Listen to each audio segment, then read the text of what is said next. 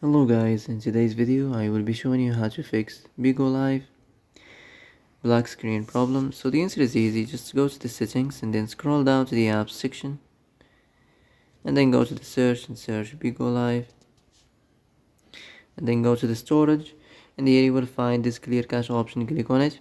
Now you can go check it if it worked, and if it didn't you can try to restart your phone or turn the Wi-Fi off and on, or the Bluetooth or the airplane mode.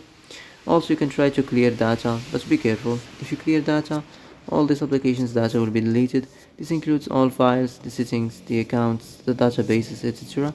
So be careful if you want to clear your data.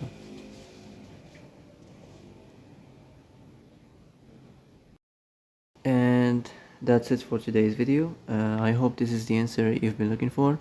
If you like this video, don't forget to like and subscribe, and see you in the next video. Thanks for watching.